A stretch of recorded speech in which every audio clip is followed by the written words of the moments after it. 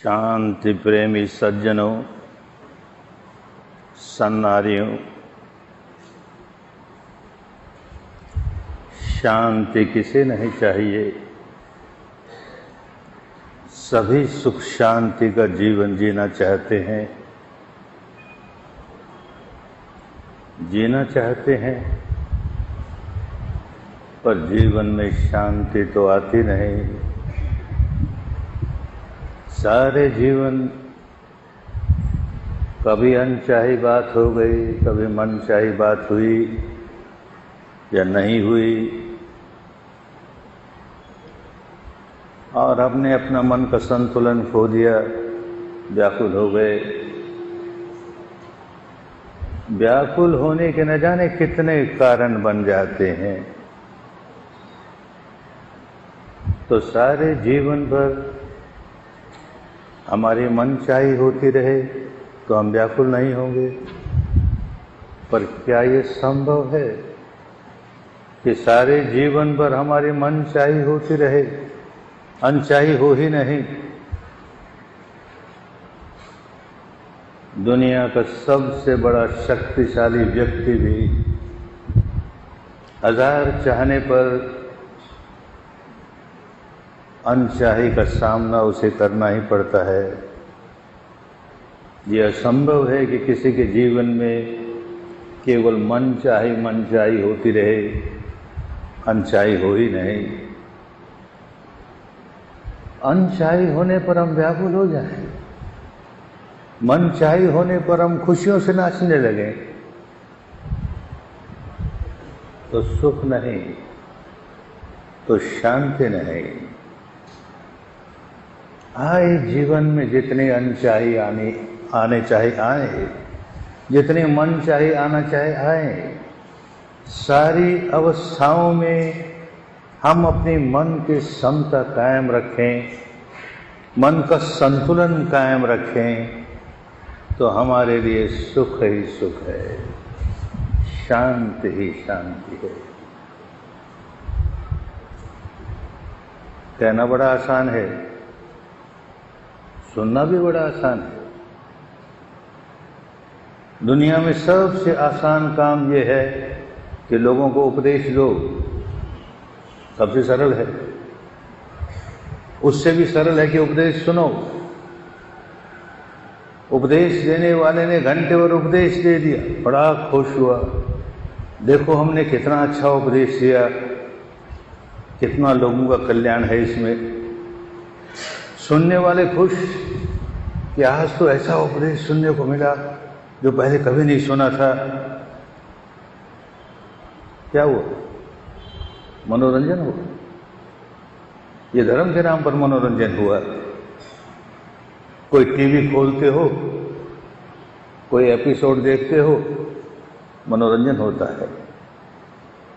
किसी खेल तमाशे में जाते हो, मनोरंजन होता है।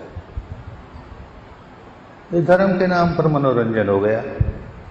बहुत अच्छी बात कही, कहने वाला खुश, बहुत अच्छी बात कही मैंने। सुनने वाला खुश, बहुत अच्छी बात सुनी मैंने। जीवन में कैसे उतरे?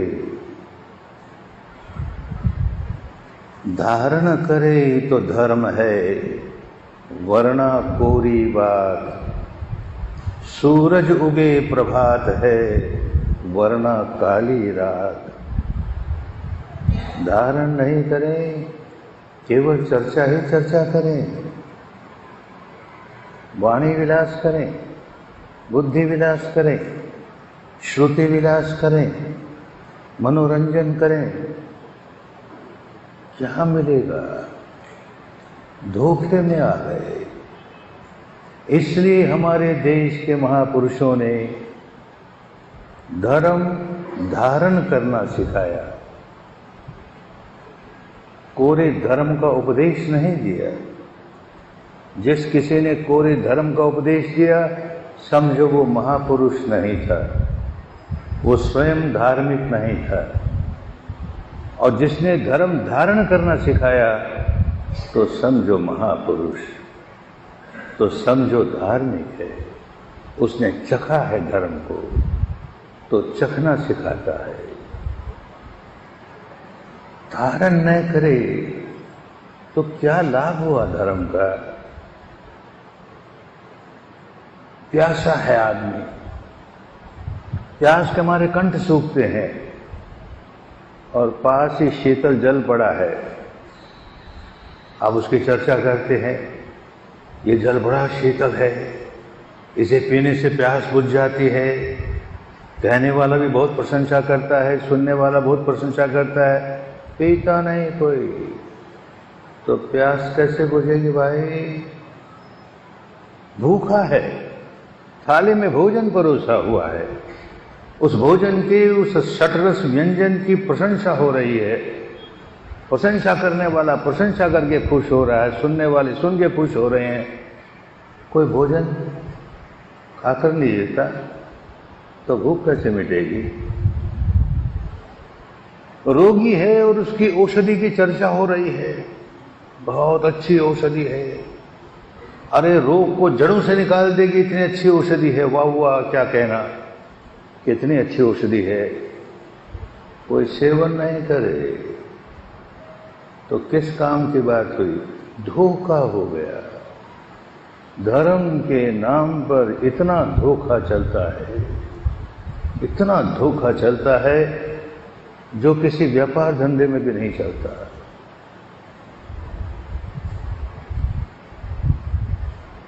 इस धोखे के बाहर कैसे आए?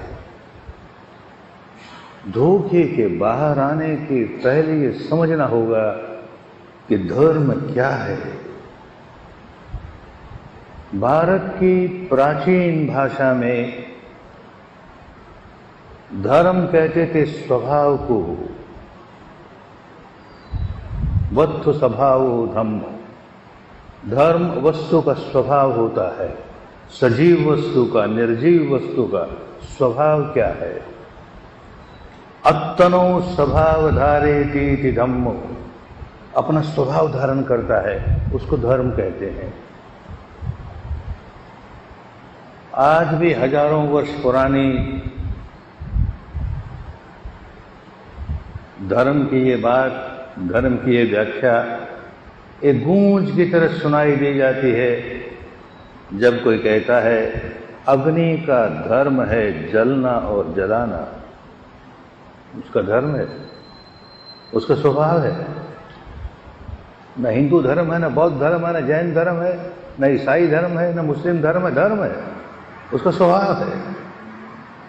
अगर वो जले नहीं और जो उसकी लपेट में आया उसे जलाए नहीं तो अग्नि नहीं कुछ और होगी। धर्म अग्नि है तो जलेगी ही, स्वयं जलेगी, और जो उसके लपेट में आ गया उसे जलाएगी तो अग्नि है, क्योंकि उसका धर्म है, उसका स्वभाव है। ऐसे ही कहें बर्फ का धर्म है शीतल होना और शीतल करना। स्वयं भी शीतल रहेगी, जो उसके संपर्क में आए उसे शीतल करेगी तो बर्फ है। ठीक इसी प्रकार जब हम कहते हैं हर प्राणी जरा धर्मा है, हर प्राणी मरण धर्मा है, स्वभाव है, हर प्राणी का स्वभाव है। जो जन्म लेगा वो जर्जरित होगा ही, मृत्यु को प्राप्त होगा ही, ये उसका स्वभाव है, ये धर्म है। भारत की पुरानी भाषा में धर्म का यही अर्थ होता था। तो हमने अपने चित्त में क्या धारण किया? जो धारण किया उसका क्या स्वभाव है? बस यहां से धर्म शुरू हुआ, जीवन जीने की कला शुरू हुई। मैंने अपने चित्त में जो धारण किया उसका क्या स्वभाव है? मैंने क्रोध धारण किया, कोप धारण किया, द्वेष धारण किया, दुर्भावना धारण की, क्या स्वभाव है? इसका स्वभाव है जलना और जलाना। जो धारण करेगा जलने लगेगा, भीतर से व्याकुल हो जाएगा, बेचैन हो जाएगा, सारी शांति खत्म, स्वयं भी जलेगा, व्याकुल होगा और सारे वातावरण में व्याकुलता ही व्याकुलता, तनाव ही तनाव भर देगा। कोई व्यक्ति उस समय उससे मिलने आए वो भी व्याकुल हो जाएगा, जो उसका स्वभाव है। क्रोध जागा ना, द्वेष जागा ना, दुर्भावना जागे नहीं तो जलाएगी ही, मुझे भी जलाएगी और आसपास के वातावरण को भी जलाएगी। इसी प्रकार मैंने अपने चित्त में मैत्री जगाई, करुणा जगाई, सद्भावना जगाई, तो उसका क्या स्वभाव है, उसका क्या धर्म है? उसका धर्म है शीतल शांति। जिसने अपने भीतर मैत्री, करुणा, सद्भावना जगाई, भीतर उसे बड़ी शीतलता, बड़ी शांति, बड़ा सुख महसूस होने लगा, क्योंकि उसका स्वभाव है, जो धारण किया उसका यही स्वभाव है। और फिर आसपास के वातावरण में शांति ही शांति की तरंगें, शीतलता की शीतलता तरंगें, जो संपर्क में आए उसे भी शांति मिले, उसे भी सुख मिले। ये पुरातन भारत का धर्म होता था, इसे भुला दिया। इसकी तो चर्चा करेंगे, बातें करेंगे, वाद विवाद करेंगे, पुस्तकें लिखेंगे, खूब व्याख्यान होगा, धारण नहीं। धारण तो ये कर्म कांड कर लिया, वो कर्म कांड कर लिया, ये वेशभूषा बना ली, वो वेशभूषा बना ली, ये पर्व उत्सव मना लिया, वो पर्व उत्सव मना लिया, ये तीज त्योहार मना लिया, वो तीज त्योहार मना लिया, ये दार्शनिक मान्यता मान ली, वो दार्शनिक मान्यता मान ली। क्या मिला रे? धर्म के नाम पर इससे बड़ा क्या धोखा होगा? एक आदमी अपनी परंपरा का कर्मकांड पालन करता है और समझता है मैं बड़ा धार्मिक, अरे मैं कितना धार्मिक, और अंदर विकार पर विकार जगाया जा रहा है। जब देखो तब कोई न कोई विकार जगाता है, व्याकुल होता है, विकार जगाता है, व्याकुल होता है, फिर भी समझता है बड़ा धार्मिक। मैं देखो अपने मंदिर हो आया, अपने मस्जिद हो आया, अपने गिरजाघर हो आया, अपने चैत्य में हो आया, अपने उपासना में हो आया, और ये कर्म कांड कर लिया, वो कर्म कांड कर लिया, हो गया ना। मेरे धार्मिक होने में क्या कसर? मैंने देखो ऐसे कपड़े पहन लिए, सफेद पहन लिए, कि लाल पहन लिए, कि पीले पहन लिए, कि काले पहन लिए, मैं धार्मिक हूँ। मैंने लंबी चोटी रख ली, कि बड़ी दाढ़ी रख ली, कि बड़े केस रख लिए, कि सिर मुंडा लिया, बड़ा धार्मिक हूँ। मेरी धार्मिकता में क्या कसर? कहां भटक गए? धारण करे तो धर्म है। धारण क्या किया? चित्त में तूने धारण क्या किया, इसको जांचना ही भूल गए। क्रोध आता है तो जिस व्यक्ति पर क्रोध आया है, जिस घटना पर क्रोध आया है, जिस परिस्थिति पर क्रोध आया है, मन में वही घूमती, उसने ऐसा कर दिया, उसने ऐसा कह दिया, तो वो तो क्रोध की आग में पेट्रोल डालने की बात हुई, तो बाहर कैसे निकला रे? वही चिंतन चलता है। क्रोध आया तो क्रोध का जो आलंबन है उसका चिंतन चलता है। वासना जागी, वासना का जो आलंबन है उसी का चिंतन चलता है। भय जागा, भय का जो आलंबन है उसका चिंतन चलता है। अहंकार जागा, अहंकार का आलंबन है उसका चिंतन चलता है। क्या करने लगे? क्रोध जागा तो भीतर तेरी क्या हालत हुई? भय जागा, भीतर तेरी क्या हालत हुई? ईर्ष्या जागी, अहंकार जागी, वासना जागी, भीतर क्या हालत हुई वो देखना भूल गए। बाहर बाहर देखेंगे, इसने ऐसा कह दिया, इसने ऐसा कर दिया, ये बहुत अच्छा, ये बहुत बुरा। तेरे भीतर क्या हुआ? ये भारत का धर्म हुआ करता था। भीतर क्या हुआ उसे देख, तेरी भीतर की सच्चाई देख। इसी को विपश्यना कहते थे। पश्यना कहते हैं देखने को। विपश्यना, विशेषेण पश्यति इति विपश्यना, विशेष रूप से देखता है। क्या विशेष रूप से देखता है? विशेष रूप से देखता है, माने भोक्ता भाव से नहीं, दृष्टा भाव से, साक्षी भाव से, तटस्थ भाव से, जैसा है वैसा है, इस वक्त ऐसा है तो ऐसा है, बस उसे स्वीकार करता है। इस वक्त मेरे मन में क्रोध जागा है, बस उसे दूर करने की भी कोशिश मत करो। इस समय मेरे मन में क्रोध जागा है, और क्या हुआ? क्रोध जागते ही शरीर में जलन पैदा हुई है, स्वीकार करो, जलन पैदा हुई है, धड़कन बढ़ गई है, धड़कन बढ़ गई है, तनाव आ गया है, तनाव आ गया है, व्याकुल हो गया हूं, व्याकुल हो गया हूं, बस स्वीकार करो। इस समय की ये सच्चाई है, तो वो क्रोध न सिर पर चढ़ेगा, न व्याकुलता सिर पर चढ़ेगी, न तनाव कायम रहेगा, अपने आप कमजोर होता चला जाएगा, अपने आप निकल जाएगा। जैसे ही साक्षी भाव से, तटस्थ भाव से, समता के भाव से सच्चाई को देखने लगे, विकार अपने आप दूर होने चले गए, दूर होते चले गए। कैसे करें?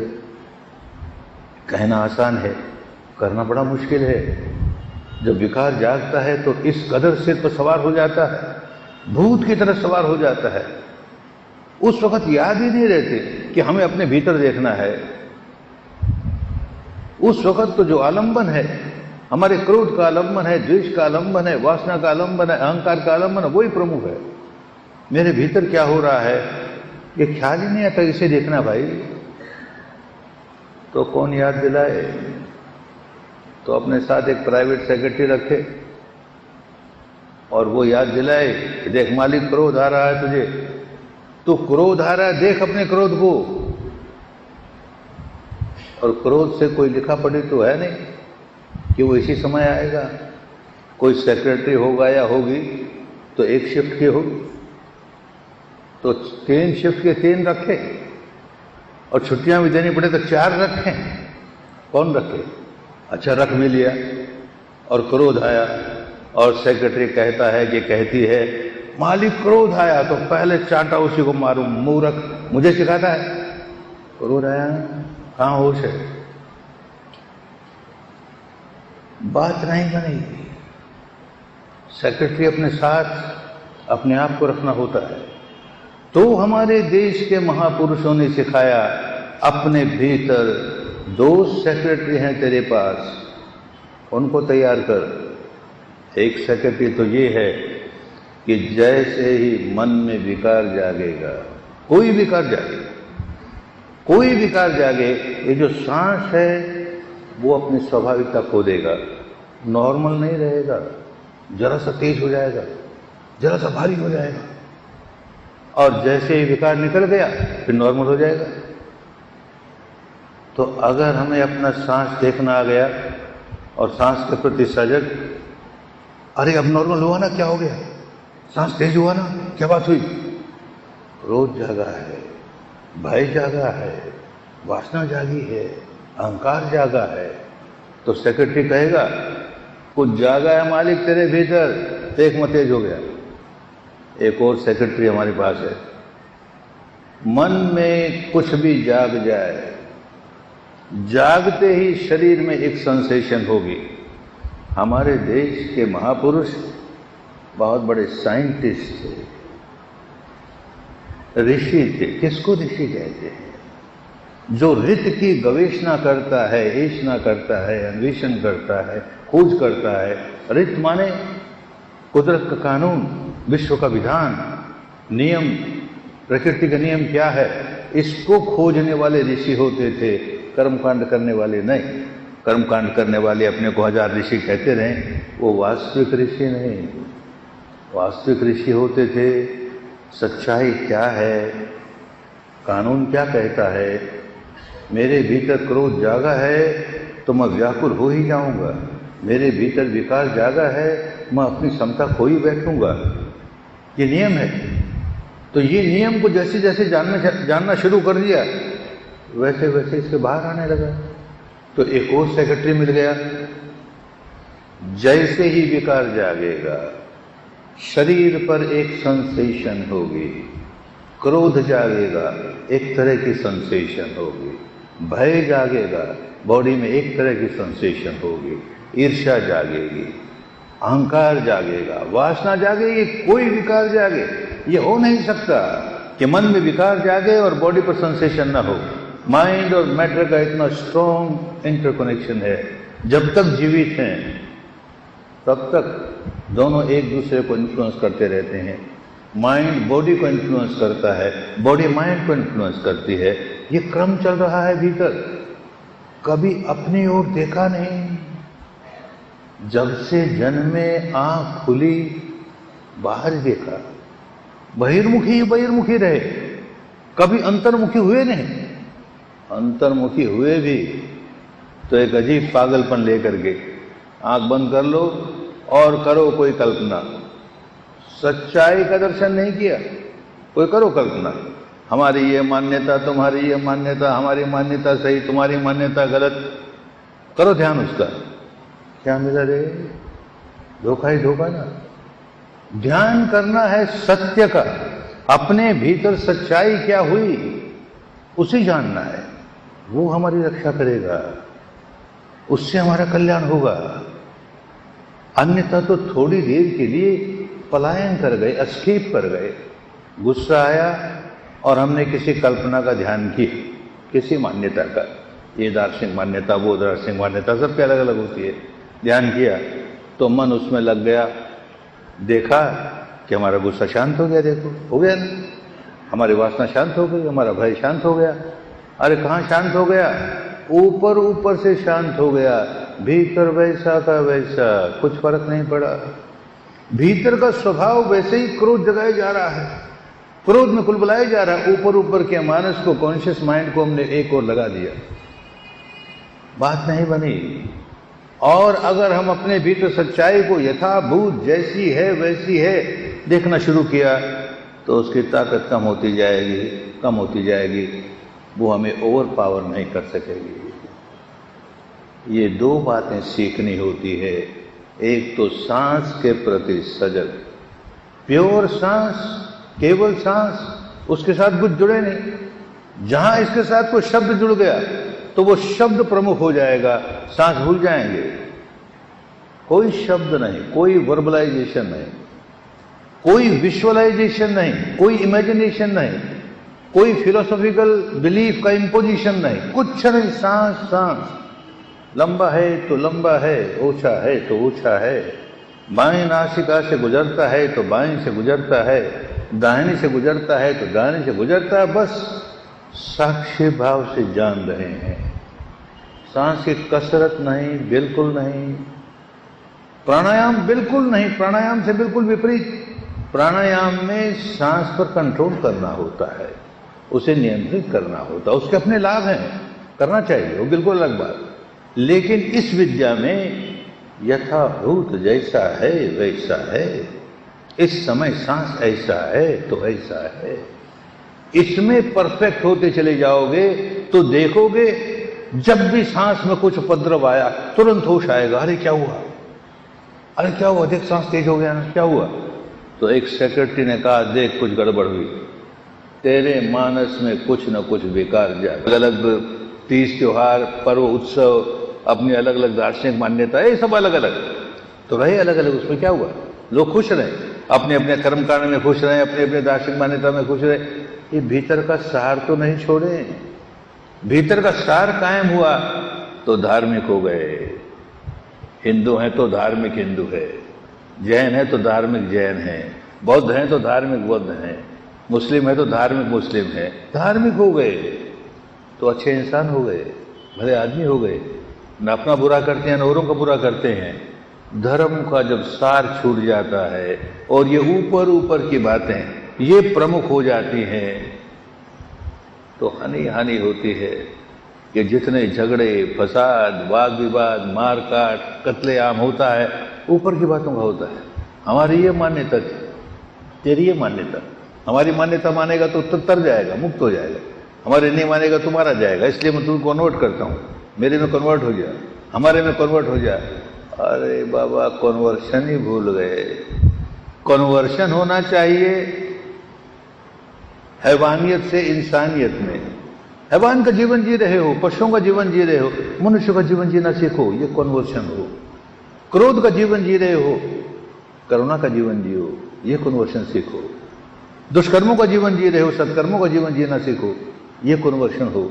सबके लिए एक जैसा कन्वर्शन है। इस संप्रदाय से उस संप्रदाय में दीक्षित हो जाओ तो कन्वर्शन हो गया। तो क्या मिला? कल तक ये नाम था, आज दूसरा नाम रख लिया, क्या मिला? आदमी बदला नहीं रहा।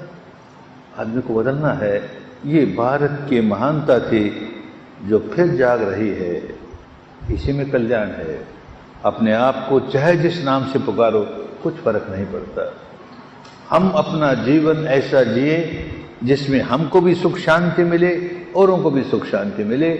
और ये बात केवल उपदेशों की होकर न रह जाए, ये बात केवल वाणी विलास और बुद्धि विलास की होकर न रह जाए, ये जीवन में उतरे। और जीवन में उतरने का रास्ता, इतना सरल रास्ता, अपने जीवन के दस्ते तो देने पड़ते हैं सीखने के लिए। फिर हर आदमी अपना मालिक। किसी गुरु के चंगुल में नहीं पड़ना, नहीं तो एक्सप्लॉयटेशन शुरू कर देगा गुरु। ये लाओ, वो लाओ, हमको ये चाहिए, हमको ये चाहिए, दुकानदारी शुरू हो जाएगी। कभी नहीं। एक विद्या सीखने के लिए किसी के पास गए, विद्या सीख ली, फिर अपने पांव पर खड़े होना। धर्म हमें स्वावलंबी बनाता है, परावलंबी नहीं। अपने पांव पर खड़ा होना है। कोई बात न समझ में आए तो फिर पूछ ले, ये अलग बात हुई, लेकिन हमें अपने पांव पर खड़ा होना है। हमें प्रज्ञा जगानी है, माने प्रत्यक्ष ज्ञान जगाना है। परोक्ष ज्ञान केवल गाइडेंस देने के लिए, परोक्ष ज्ञान केवल प्रेरणा देने के लिए। हमारा अपना ज्ञान जागेगा, वो सुधारेगा हमको। तो हमारी अनुभूतियों से हमारा ज्ञान जागे। देख क्या होने लगा, देख क्या करने लगा मैं, देख भीतर क्या होने लगा, मैं अपनी हानि करने लगा, मैं अपने को दुखी बनाने लगा। कौन चाहेगा अपने को दुखी बनाना? दुखी बनाया जा रहा है और होश नहीं है कि मैं दुखी बनाया जा रहा हूं। जब ये अनुभव होना शुरू हो जाएगा, मैं दुखी बना रहा हूं, अपने आप को दुखी बना रहा हूं, कोई दुखी नहीं बनाएगा। मैं कभी उदाहरण देता हूं, एक छोटा बच्चा, नादान बच्चा, अंगारे पड़े अंगीठी में जलते हुए, वो देखता है, उसको लगता है कि ये तो लाल लाल खिलौने हैं। तो जाता उस पर पकड़ने के लिए, माँ रोकती है, अरे ये अंगारे हैं, जलेगा, रोकती है, वो रोता है। फिर जाता है, फिर माँ रोकती है।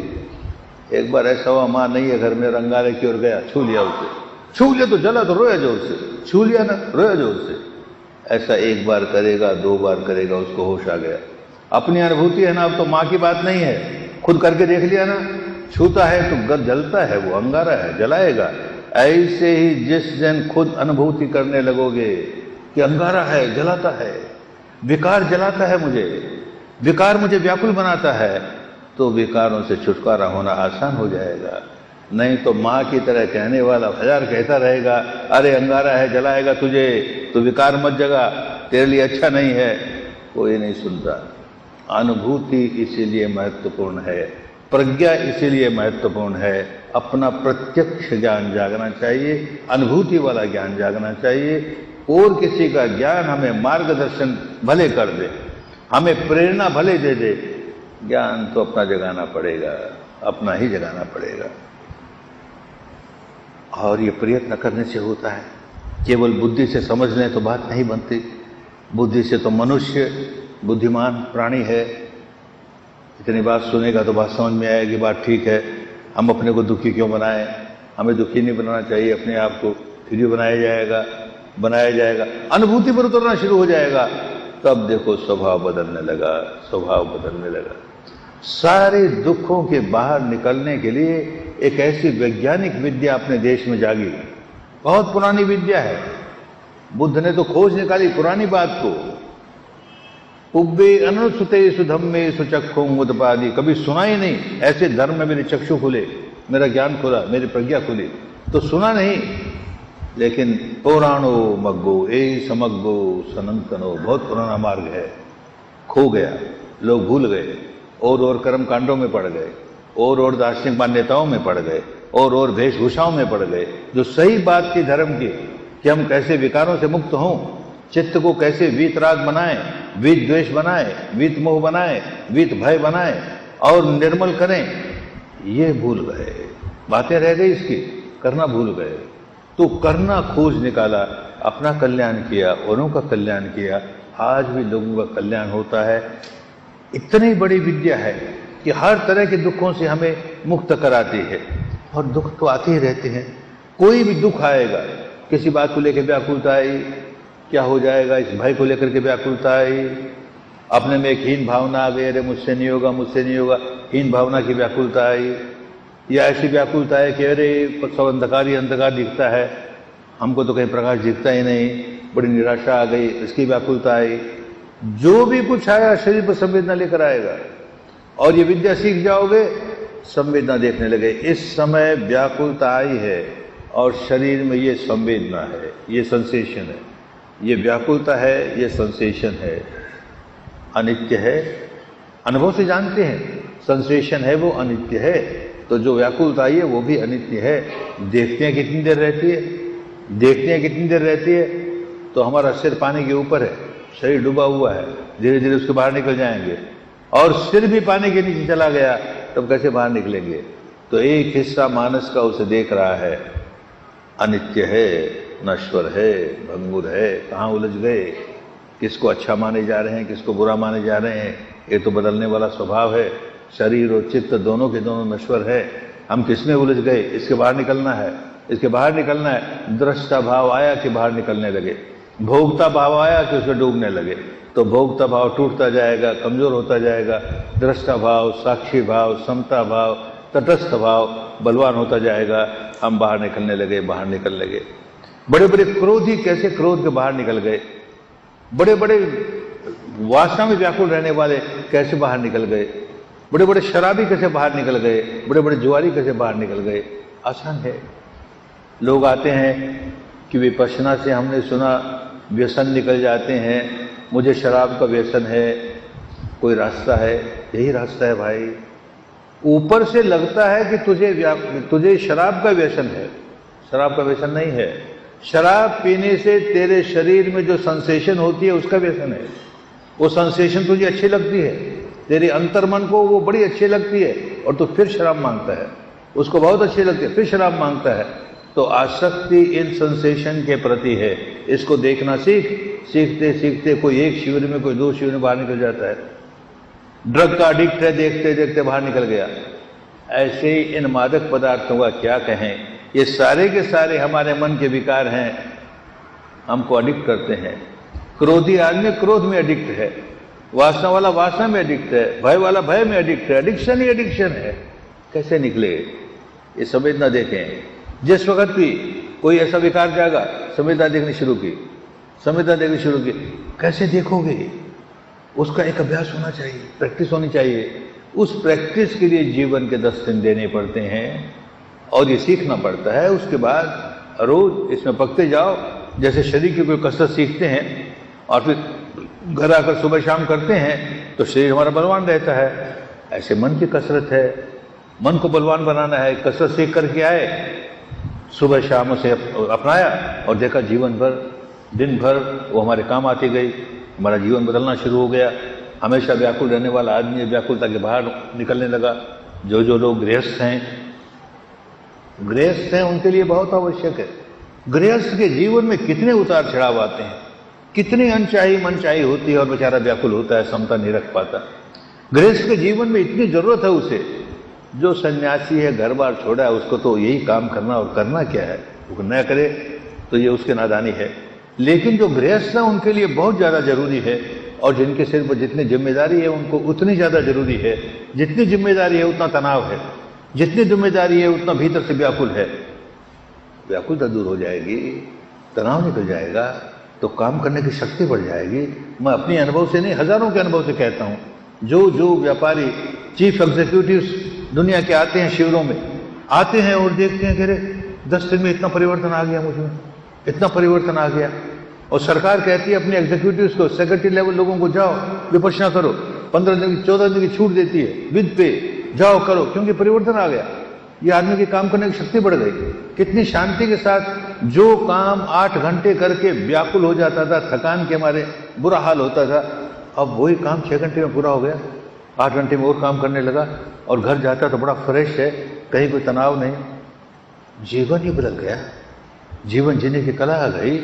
तो जीवन जीने की कला के लिए कोई ना कोई अभ्यास, कोई ना कोई प्रैक्टिस करनी पड़ती है, कोरे उपदेशों से नहीं होता। तो आज की इस सभा को बुद्धि विलास की सभा न बनने दें, श्रुति विलास की सभा न बनने दें, वाणी विलास की सभा न बनने दें। मन में एक संकल्प करना है कि हमें अपने जीवन के 10 दिन दे करके ये विद्या सीखनी है। किसी परेशान नहीं कर रहे, अपने भले के लिए, अपने कल्याण के लिए, अपने मंगल के लिए। इस परंपरा में जो धर्म सिखाने वाला है उस पर एक बहुत कड़ा प्रतिबंध है कि वो कभी दान के लिए हाथ नहीं पसारेगा, कुछ नहीं मांगेगा। ये नियम है, ये परंपरा है। लेकिन मैं इस परंपरा को तोड़ता हूं और मांगता हूं। क्या मांगता हूं? अरे तुम्हारे अनमोल जीवन के अनमोल 10 दिन दो मुझे, ये 10 दिन की भेंट दो, अपने भले के लिए दो, अपने कल्याण के लिए दो, अपने मंगल के लिए दो। और कौन जाने तुम्हारे जरिए से अनेकों का मंगल होने लगे, अनेकों का कल्याण होने लगे। तो अनेकों के मंगल के लिए, अनेकों के भले के लिए अपने जीवन के 10 दिन दान में दो। खूब मंगल होगा, खूब कल्याण होगा, स्वस्थ होगी, मुक्ति होगी।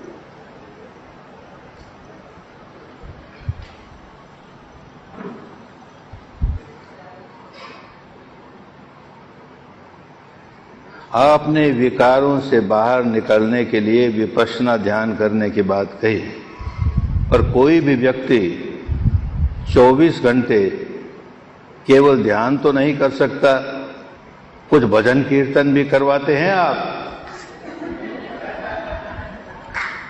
बहुत भजन कीर्तन किया भाई, बहुत भजन कीर्तन करवाया, 31 वर्ष की उम्र तक लगे रहे इसमें।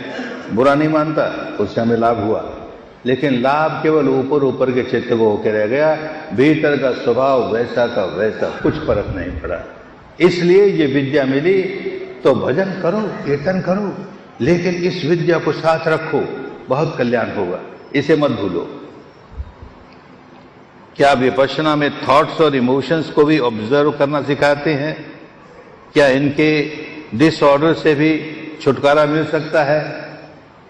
इसके डिसऑर्डर से छुटकारा पाने के लिए ही विपश्यना है। इमोशन जागेगा, बिना शरीर बॉडी पर सेंसेशन के बिना जाग नहीं सकता।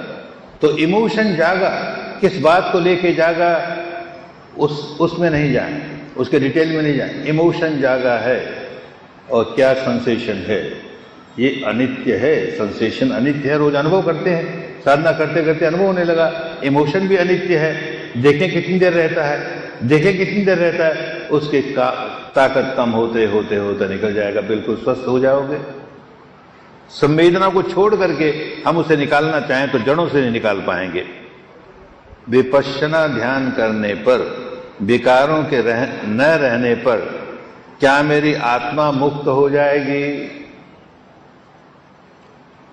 काहे का बंधन है, विकारों का बंधन है। और किसने बांध रखा हमको? कोई रस्सियों से नहीं बांध रखा हमको, कोई हथकड़ियों से नहीं बांध रखा, बेड़ियों से नहीं बांध रखा।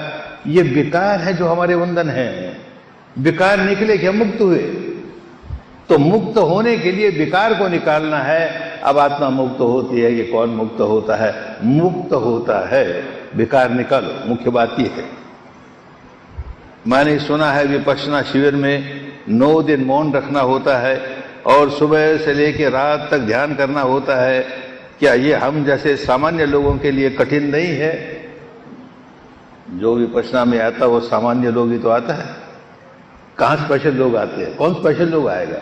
मैं भी तो सामान्य व्यक्ति था, गया तो सामान्य होता है। सामान्य से असामान्य बनो, साधारण से असाधारण बनो। लगता है कि मौन कैसे रहूंगा मैं इतनी बात करने वाला और 9 दिन तक मौन, 9 दिन तक मौन। और जब वहां आओगे तो पहले 1-2 दिन तो लगेगा कठिन, लेकिन उसके बाद तो कहीं जरा सी आवाज भी अच्छी नहीं लगेगी। 10वें दिन मौन टूटेगा तो कोलाहल होगा, अच्छा नहीं लगेगा। अरे शांति, बहुत बातें की, कुछ तो बिना बात किए भी शांति ढूंढो। तो शांति तब मिलेगी जब मोहल्ला बंद करोगे। बोले जाओगे तो देखोगे मन कितना बोलता है।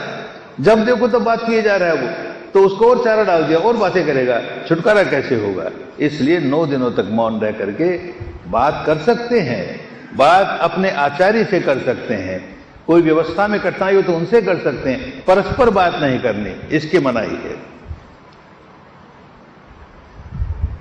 What makes up the eye and what is this eye? This is what you will understand by practicing what this eye is. An imaginary eye and tremendous amount of attachment toward this eye which makes me so much miserable.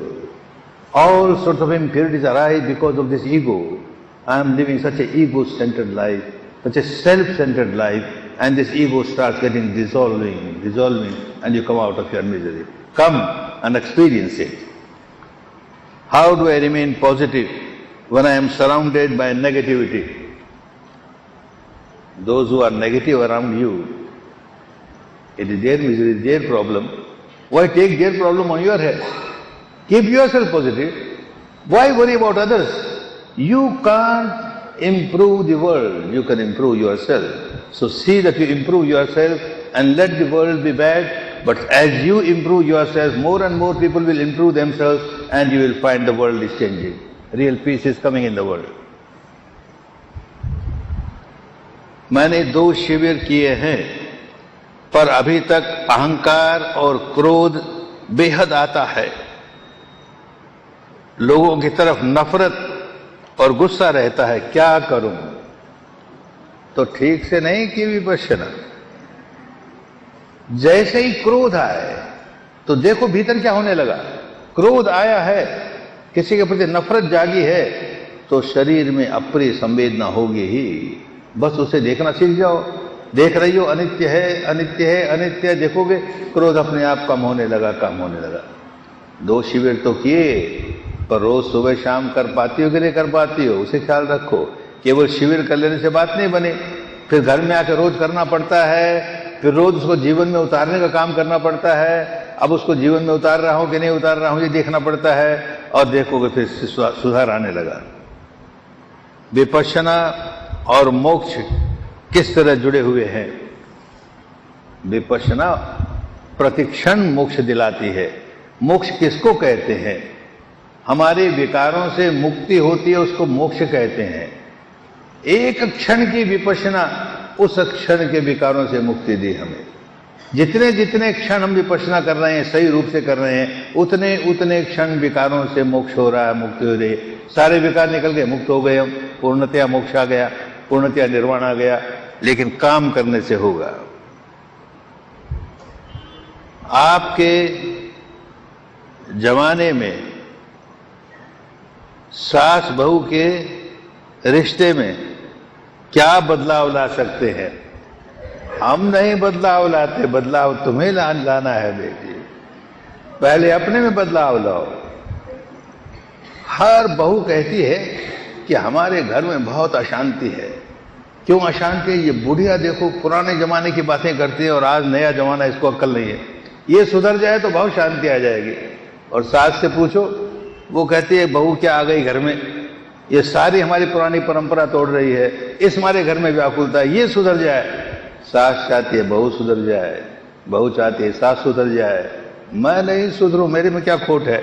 ये करोगी विपश्यना तो मालूम होगा कि मेरे में खोट है, और मेरा खोट निकला कि घर में शांति आने लगी।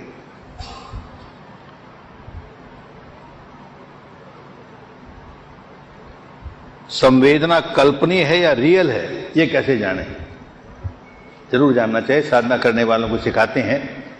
बहुत बार ऐसा मन में एक ख्याल आता है कि ये जो सारे शरीर में हमको तरंगे जैसे मालूम होने लगी, ये काल्पनिक हो सकती हैं, सही हैं, कैसे जाने? तो कहते हैं कि और दूसरी कोई कल्पना करनी शुरू कर दो। तरंगे हैं तो अब धड़कन आए तो अच्छा है, धड़कन आनी शुरू हो गई। गर्मी आए तो अच्छा है, गर्मी आनी शुरू हो गई। यूं जो जो सजेशन देते हो वो आने लगे तो फेंको, विपश्यना नहीं है, धोखे में हो तुम। और तुम सजेशन दिए जा रहे हो वैसा होता नहीं, तुम सजेशन देते हो वैसा होता नहीं, तो फिर संदेह को दूर करो। जो कुछ है वो वास्तविक है। सारे शरीर में संवेदना होती ही रहती है, जब तक जीवित हैं तब तक होगा ही। आज के व्यस्त जीवन में विपश्यना का भाव जागना कठिन है। आसान रास्ता बताएं, इससे आसान क्या होगा? और क्या आसान रास्ता बताएं? हमारी बात सुन ली और घर में जाकर के कोई हम सांस देखेंगे, क्या देखोगे? 1 मिनट में नहीं देख पाओगे। हम संवेदना देखेंगे, क्या संवेदना देखोगे? तो 10 दिन ये विद्या सीखनी है, उसके बाद से जीवन में उतारना है। बहुत सरल है, बहुत आसान है, पर एक बार 10 दिन का समय देना ही पड़ता है। तनाव तो दिन भर रहता है, तो हर पल संवेदनाएं देखते हैं, उसे अनित्य अनित्य कहते जाना है, तो सारा दिन अनित्य कहने में बीत जाएगा। कहना कुछ नहीं है, अनित्य है, अनित्य तो अनित्य एक मंत्र बन जाएगा। मंत्रों से नहीं छुटकारा होता। हम जब जब देखें कि बहुत व्याकुल होने लगे, तो व्याकुलता है और जो संवेदना है, ये संवेदना अनित्य है, ऐसा अनुभव करेंगे। अनुभव करने से व्याकुलता दूर होगी, और खाली अनित्य है, अनित्य अनित्य कहने से व्याकुलता नहीं दूर होती। ह्यूमन रिलेशनशिप भी एक विकार नहीं है क्या? नहीं नहीं नहीं, ह्यूमन रिलेशनशिप नहीं होगा तो जंगल में जाके अकेले रहो। परिवार में रहना है, गृहस्थ है, संसार में रहना है, तो ह्यूमन रिलेशनशिप होना ही है। लेकिन ह्यूमन रिलेशनशिप पॉजिटिव हो, उसमें नेगेटिविटी निकल जाए तो सुख से रहने लगे। और नेगेटिविटी है तो स्वयं भी दुखी हैं, औरों को भी दुखी बनाते हैं। ये सारी साधना अंदर से नेगेटिविटी को निकालकर पॉजिटिव एलिमेंट भरने वाली है। मैं एक शिविर में गया था, परंतु संयोगवश मात्र 2 दिन में वापस लौट गया। तो ऐसा संयोग फिर मत आने दो। 10 दिन पूरे किए बिना काम बनता नहीं। ये ऑपरेशन है मन का, और बहुत गहरा ऑपरेशन है। तुम कोई बॉडी के ऑपरेशन कराने जाओ और सर्जन से कहो कि थोड़ा ऑपरेशन अब आगे फिर करा लेंगे, तो कौन तुम्हें जाने देगा? ऐसे ही ऑपरेशन मन का शुरू किया, 2 दिन में हम जाते हैं, फिर आएंगे कभी, तो अपनी हानि कर लोगे। भविष्य में ऐसी गलती नहीं करना कभी।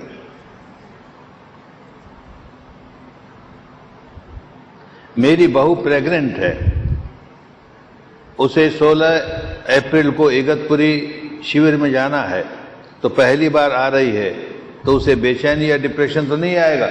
बेचैनी और डिप्रेशन होगी तो निकल जाएगा। गर्भवती है तो बहुत बड़े कल्याण की बात है। वो केवल अपने लिए साधना नहीं करेगी, आने वाले बच्चे के लिए भी साधना करेगी। न जाने कितनी माताएं इस प्रकार की आती हैं गर्भवती। खासकर वेस्ट में तो एक बात फैल गई बड़े जोरों से, I want a Dhamma baby, I want a Dhamma baby, और विपश्यना करते हैं और सचमुच धम्मा बेबी मिलता है उन्हें। बहुत शांत संतान मिलती है, बहुत सुखी संतान मिलती है। तो अपने भावी संतान को भी सुखी बनाने के लिए अवश्य काम करना चाहिए, कोई डिप्रेशन नहीं आएगा।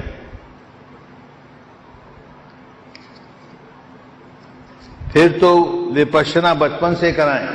हाँ, बचपन से विपश्यना तो नहीं कराते। एक तो कहा ना, जब गर्भवती है माँ, तब उसको विपश्यना का बीज मिल जाता है, और उसके बाद 7, 8, 9 बरस तक आनापान सिखाते हैं। 2 दिन का, 3 दिन का, 1 दिन का शिविर बच्चों को स्कूल के बच्चों को कराते हैं। आगे जाकर के जब 15, 16, 17 वर्ष का हो जाए तो पूरी विपश्यना भी करता है। आपने कहा विकारों को साक्षी भाव से देखो तो धीरे धीरे वो खत्म हो जाएंगे। क्या भय जैसा विकार देखने से नष्ट हो जाता है? सारे विकार नष्ट हो जाते हैं। भय का तो बहुत बड़ा विकार है। मेरे दिमाग में मृत्यु का भय बहुत बार बड़ा गहरा हो जाता है, खास करके जब मेरी तबीयत थोड़ी सी भी खराब होती है। भय का संस्कार सबसे गहरा संस्कार है, क्योंकि असुरक्षा की भावना, क्या हो जाएगा, मुझे क्या हो जाएगा, इनसिक्योरिटी की भावना न जाने कितने जन्मों से लिए चली आ रही, हर प्राणी में होता है। तो इसको निकालने के लिए विपश्यना करनी बहुत आवश्यक है। जब जब भय जागे और विपश्यना में पक जाओगे तो देखोगे जैसे भय जागा हमने संवेदना देखी, भय जागा हमने संवेदना देखी, भय दूर भाग जाएगा। दोनों एक साथ रह नहीं सकते। Death is decided by whom? Death is decided by birth. When you take birth, as you throw your arrow, with whatever strength you throw, at that point only it will go and fall, not earlier, not later. So death is fixed when the birth comes. But how it will be, that we can't say. So let the death come, but let it be a good death. In Vipassana meditator, you die smilingly. It's the art of dying.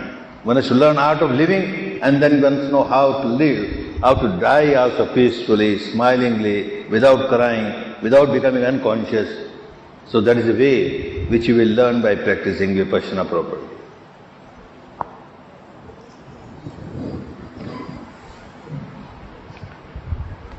संस्थाओं में अच्छा काम करने वालों को लोग बहुत परेशान करते हैं और कठिनाइयां बढ़ाते हैं, तो इनसे दूर रहें या काम करना छोड़ दें। इनसे दूर मत रहो और काम से भी दूर मत रहो। अपने आप को व्याकुलता से दूर रखो। कोई हमें कैसे कठिनाई पैदा करेगा, हम नहीं कठिनाई से व्याकुल होते, वो ये उसका प्रॉब्लम है। जो कठिनाई पैदा करता है अपने मन में विकार जगा के करता है, तो उस पर दया करो। बेचारा पागल है, इसको होश नहीं है, अपनी हानि करता है, हम नहीं व्याकुल होते। किसी के कुछ करने से हम व्याकुल नहीं होंगे। ऐसा मन दृढ़ बना लोगे तो फिर अपने काम में करने में कठिनाई नहीं आएगी।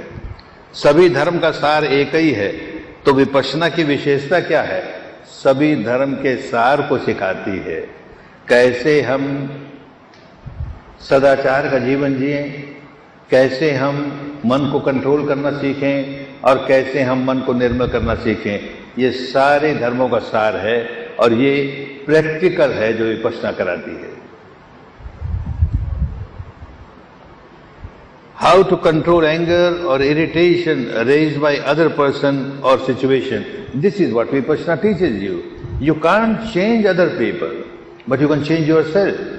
Situations are such which have provoked anger in you. So accept the fact, now there is anger.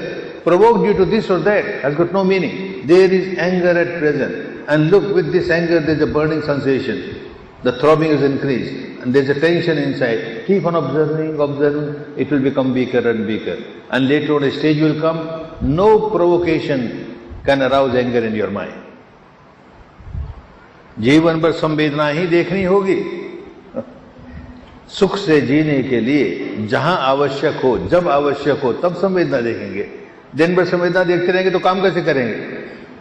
दुनियादारी का काम भी करना है ना सारा। जब जब व्याकुलता आएगी, विकार जागेगा, उस वक्त देखेंगे। शिविर में आओगे तो यही देखना पड़ेगा, 10 दिन तो सीखना पड़ेगा इसे, और उसके बाद इसको जीवन में उतारना पड़ेगा। हर चीज अनित्य है, ये सोचते रहने से जीवन में शुष्कता आने की शक्यता नहीं है क्या? बिल्कुल नहीं है। चिपकाव है इसलिए व्याकुलता है, आसक्ति है तो व्याकुलता है। जहां आसक्ति छूटी, मन इतना मोद से भर जाएगा, इतना प्रसन्नता से भर जाएगा, इतना मंगल से भर जाएगा, जीवन सार्थक हो जाएगा। पॉजिटिव रह जाएगी जीवन में। In my family, I am the only person who has experienced Vipassana. After I came back, a few days, I could maintain the balance of my mind. But now, do I maintain this balance consistently? How can I convince others? Don't try to convince others, convince yourself. That is more important. When you continue to practice daily, morning and evening, a change is bound to come in your life, and that will attract others. Others will see what a change is coming in this person. Certainly there is something good in this, and they will get attracted, they will also come. I have seen one member of the family takes Vipassana, sooner or later, every member of the family starts coming there, because a change is quite visible, quite apparent.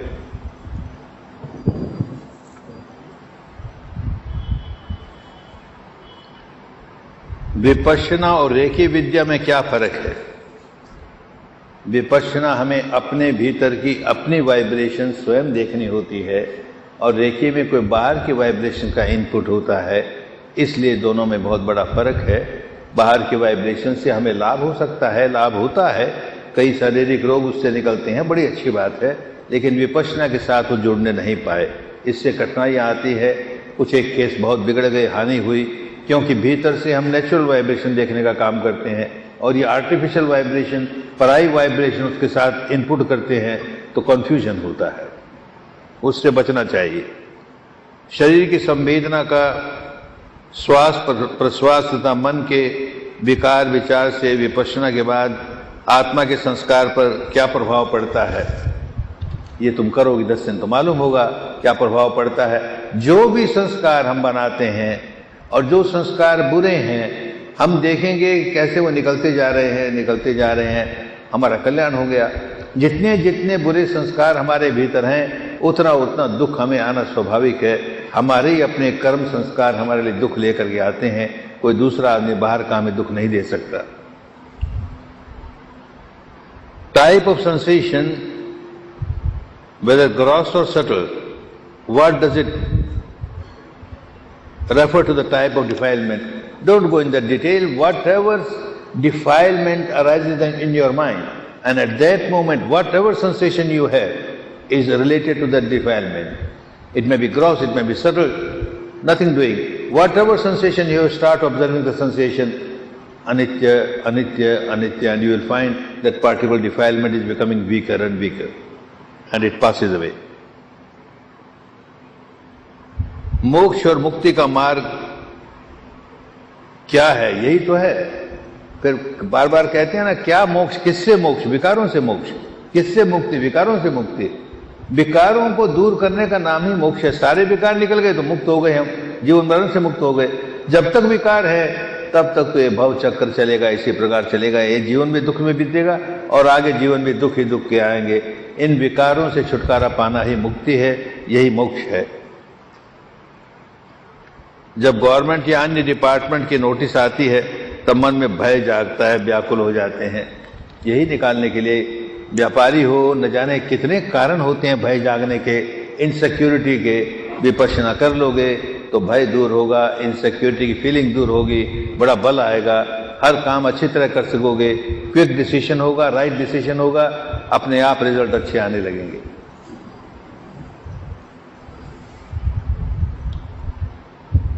क्या भक्ति से, ईश्वर की प्रार्थना करने से मुक्ति नहीं मिलेगी? ईश्वर नहीं प्राप्त होंगे? भक्ति से अवश्य मुक्ति मिलती है, एक सीमा की मुक्ति मिलती है। चित्त का ऊपर ऊपर का हिस्सा, जिसे कॉन्शियस माइंड कहते हैं, चेतन चित्त कहते हैं, वो एक अच्छी दिशा में लगा, शांत हुआ, निर्मल हुआ, एकाग्र हुआ, बड़ी अच्छी बात। भीतर स्वभाव वैसा का वैसा, अंतर्मन की गहराइयों में जहां जड़ें हमारे विकारों की, वो निकले बिना छुटकारा होता नहीं। तो वहां तक जाना बहुत आवश्यक है और विपश्यना हमें वहां तक ले जाती है। What information about karma and when do we achieve its result? Any action of the mind is a karma. The action of body and the action of words is secondary. It just follows the action of the mind. And as soon as you take an action in the mind, the result is here. You have taken a negative action and you find you are feeling bad sensation in you. You started suffering. So the seed itself is the seed of suffering. The fruit, the bigger fruit that you will get will be the fruit of suffering only, and that you will start realizing as you observe the sensations while doing any action, any karma of the mind. You will get a sensation in the body and see whether the sensation is pleasant or unpleasant. If it is unpleasant, certainly it's a bad karma which will give you unpleasantness in future also.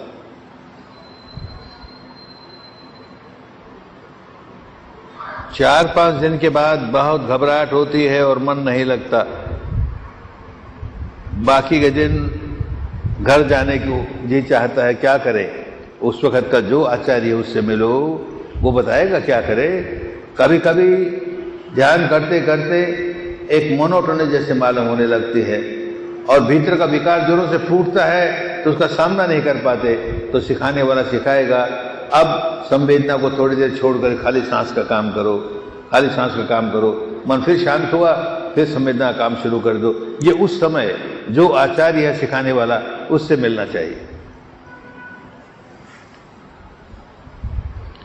Vipassana साधना के लिए क्या 10 दिन के कम का समय में काम नहीं बन सकता? व्यापारी है ना, बार्गेनिंग शुरू कर दी।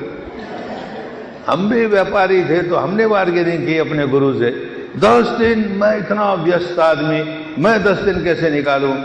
देखिए मैं बहुत इंटेलिजेंट हूं, आप समझा दीजिए ना, घर में करूंगा, मैं खूब करूंगा। अच्छा एक दिन आप बता दीजिए, बाकी घर में कर लूंगा। बहुत बार्गेनिंग की बात बनती नहीं। मन का ऑपरेशन है, बहुत गहराइयों में जाना होता है।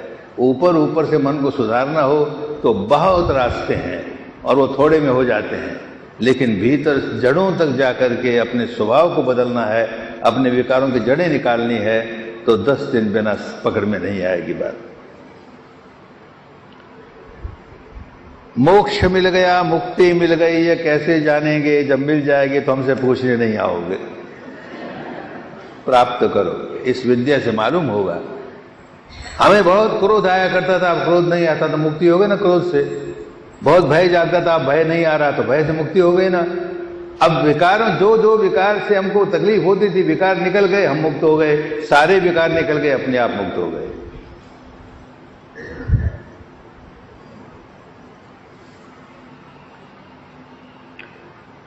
आपके उपदेश तो ये फलित होता है कि विपश्यना के फायदे केवल ये मनुष्य भाव तक सीमित हैं। बिल्कुल ठीक। जो काम हम कह रहे हैं कि जो काम मनुष्य को प्रकृति ने दिया है या कहीं ईश्वर ने दिया है कि अंतर्मुखी होकर के अपने भीतर की सच्चाई को देखो, ये काम एक पशु नहीं कर सकता, एक पक्षी नहीं कर सकता, एक सरीसृप नहीं कर सकता, एक कीट पतंग नहीं कर सकता, एक प्रेत प्राणी नहीं कर सकता।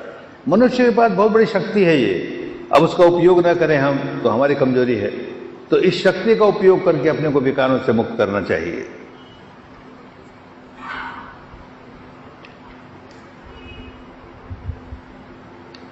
क्या भक्ति करने से आत्मा के गहरे संस्कार नहीं मिटते? भक्ति का मतलब प्रहलाद जैसी, मीरा जैसी, ध्रुव जैसी भक्ति से किसी के विकार अगर निकले हैं जड़ों से, तो भक्ति के साथ उसने विपश्यना जोड़ी है तो निकले हैं, और नहीं तो हम हजार कहीं निकल गए, नहीं निकलते। जड़ों तक तो तब जाएंगे जबकि हम साथ संवेदना को देखेंगे। मन के विकार हमारी संवेदनाओं से जुड़े होते हैं।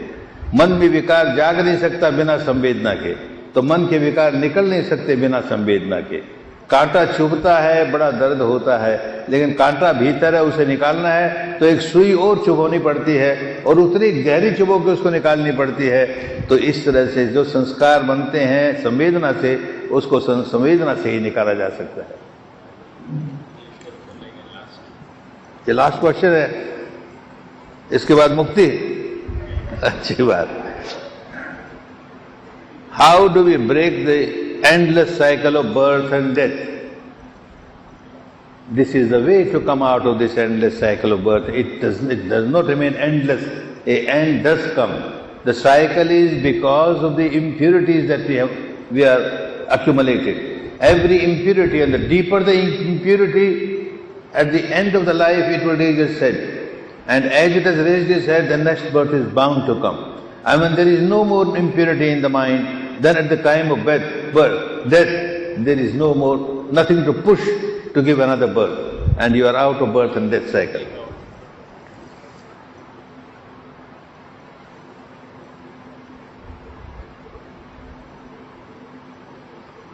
What is the difference between Vipassana and J. Krishnamurti's teaching? We are not here to compare and contrast others, but I know I met J. Krishnamurti, a wonderful saintly person, but the trouble was he was teaching the same thing, but only at the intellectual level. There is no technique, because he found people get so much involved in the technique, and when I met him and we discussed and I explained what we are teaching, he said, no, this is no technique. You are aware of the reality of the moment, as it is. This is no technique, and it gives wonderful results. He has accepted it. Try, instead of comparing with anybody else, just try and experience yourself, and when you get the result, you will understand, without condemning any other technique. Make use of this technique for your good and for the good of so many others. May all of you be happy. सबका मंगल हो, खूब कल्याण हो, खूब कल्याण हो। सबका मंगल, सबका मंगल, सबका मंगल हो।